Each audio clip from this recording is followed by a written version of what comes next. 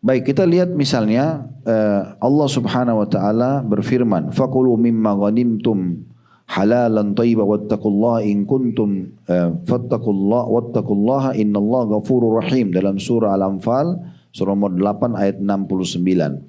Yang artinya, makanlah dari apa yang kalian dapatkan dari harta rampasan perang yang halal dan dibolehkan. Harta rampasan perang ini salah satu income, ya.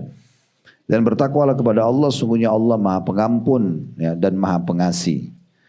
Kemudian juga Nabi SAW memotivasi kita dalam hadisnya agar jangan malas, kita harus bekerja, ya, punya income, punya nama baik dan nama harum di keluarga dan juga di lingkungan kita. Dalam hadis Bukhari, ma akala ahadun ta'aman qattun khairun min an ya'kula min amali yadi wa inna nabiyallahi Dawud kana ya'kulu min amali yadi.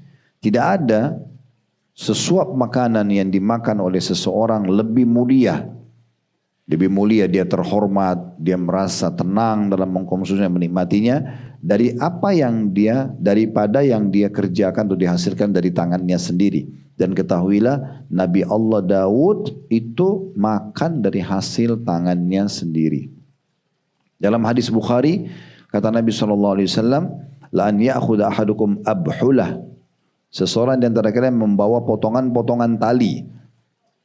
Thumma ya'til jabal. Kemudian dia mendatangi gunung, bukit yang tinggi. Fayati bihuzbatin min hatab. Lalu dia membawa kayu-kayu kering. Ya. Ala dhahrihi, di atas pundaknya. Fayabi'aha. Kemudian dia jual di pasar. Fayakfillahu biha wajha. Maka Allah cukupkan kebutuhannya dengan itu. Khairun lahum min an yas'alan nas a'tauhu aw mana'u.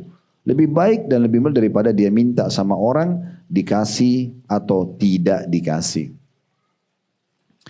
Dalam firman Allah Subhanahu wa taala kita tidak asing dengan surah Al-Mulk surah nomor 67 ayat 15. Walladzi ja'ala lakumul arda dalulan famshu fi manakibiha wa kulu min rizqi wa ilaihin nusyur. Dialah Allah yang telah membentangkan untuk kalian bumi, kalian bisa jalan di atasnya, membangun di atasnya, bercocok tanam, mengambil hasilnya, ya. Dan makanlah dari rezeki dan ketahuilah kalian akan dikembalikan kepadanya. Di hari Jumat juga atau surah tentang Jumat, sebenarnya ayat ini bicara bukan hanya Jumat tapi semua waktu sholat, ya. Dalam surah Jum'ah, surah nomor 62 ayat 10, فَإِذَا قُدِيَتِ الصَّلَاةُ فَانْتَشِرُوا فِي الْأَرْضِ وَابْتَغُوا مِنْ فَضْلِ اللَّهِ. Al-ayat. Kalau sudah selesai sholat, wahai muslimin, semua yang mengaku beriman sama Allah, menyebarlah di muka bumi dan carilah rezeki Allah. Jadi kita memang diperintahkan seperti itu dalam agama kita. Kemudian juga teman-teman sekalian, cukup banyak di sini ya dalil-dalil tentang yang pernah kami susun berhubungan dengan masalah harta dan jabatan. Kalau tadi itu harta, kalau jabatan itu dibolehkan. Misalnya boleh nggak Ustaz, saya menjadi pejabat pemerintah, saya jadi menteri, saya jadi presiden, jadi raja. Kalau ada memungkinkan kenapa tidak?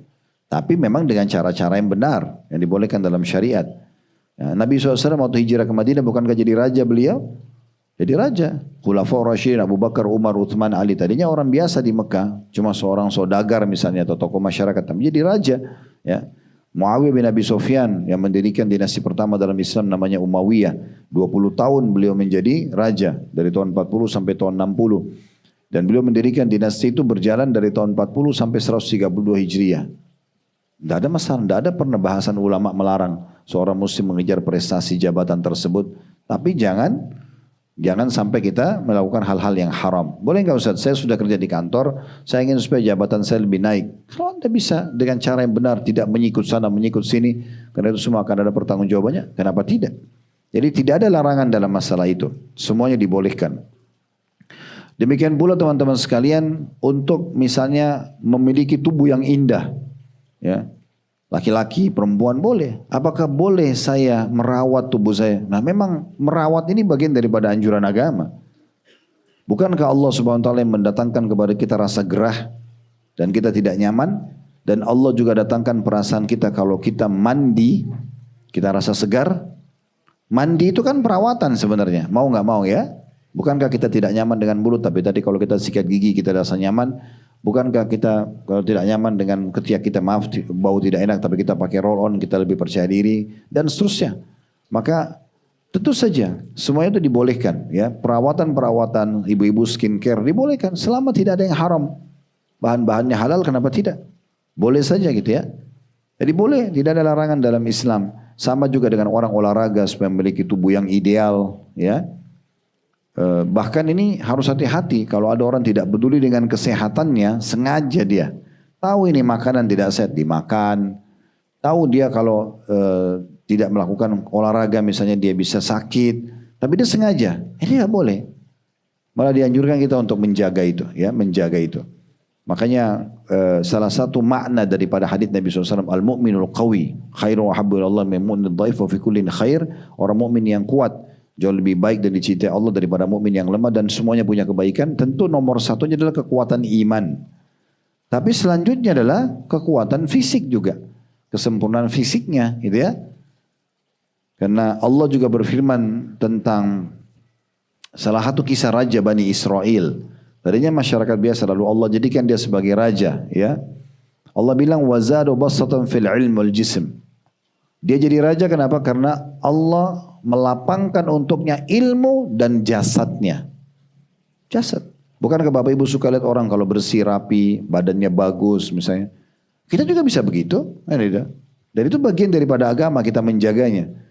Tapi kadang-kadang kalau lagi di lapangan olahraga lalu lagi live saya selalu ingatkan itu. Ya. Ada hal-hal yang mubah dalam agama teman-teman seperti mandi, mubah ini. Dasar hukumnya ya. Dikerjakan tidak berdosa, ditinggalkan juga tidak dapat dikerjakan tidak dapat pahala, ditinggalkan tidak berdosa, mubah saja. Itu ada makan, minum, tidur, mandi, olahraga, ya. Kita tidak bicara kalau Anda sudah sangat lapar, lalu Anda tidak makan, hanya bisa mati kelaparan, ini bisa dosa. Tapi hukum dasarnya makan dalam kondisi kita memenuhi kebutuhan kita sehari-hari, mubah-mubah saja. Tapi hal-hal ini bisa kita ubah hukumnya, naikkan dia, di-upgrade ke sunnah, jadi pahala, kalau Anda niatkan untuk memberikan hak jasad. Ini pernah dibahas oleh Syekh Abu Bakar Jazair rahimahullah dalam buku beliau. Ya. Jadi kalau orang mandi bukan hanya sekedar menghilangkan gerah, orang makan dan minum bukan hanya menghilangkan lapar dan haus, orang olahraga bukan hanya karena hobi, tapi karena ingin memberikan hak jasad, maka berubah yang mubah menjadi sunnah, menjadi pahala. Gitu ya.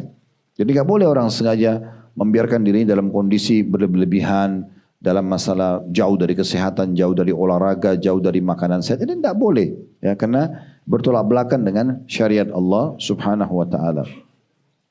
Begitu juga Nabi Muhammad SAW, kita tahu mencontohkan ini ya. Mencontohkan sekali tentang masalah penampilan baju yang bersih. Beliau wangi, beliau selalu menjaga nama baiknya. Bahkan beliau menutup pintu-pintu celah di mana supaya jangan orang menilai beliau negatif. Satu waktu beliau lagi i'tikaf di malam hari dalam hadis Bukhari, dijenguk oleh salah satu istri beliau namanya Sofia binti Huyai radhiyallahu anha. Waktu pulang karena gelap, kalau sekarang kan malam hari sudah ada penerangan, kalau waktu itu gelap ada penerangan. Ada dua orang laki-laki Ansar asli Madinah karena lihat Nabi jalan sama perempuan, mereka percepat langkah mereka. Ya, percepat langkah ini mungkin mau tahu Nabi jalan sama siapa gitu. Ya. Maka begitu Nabi tahu langkah kaki mereka bercepat, apa kata Nabi SAW? Ala rizkikuma. Kalian berdua tenang aja. Fa innaha Sofiyah binti Huyai. Karena ini sama saya, ini istri saya Sofiyah binti Huyai. Ini gak usah curiga. Nabi sudah tutup sebelum dituduh gitu ya. Maka Nabi sudah bilang ini bukan, ini istri saya. Lalu mereka mengatakan maha suci Allah. Maksudnya kami gak maksud itu ya Rasulullah.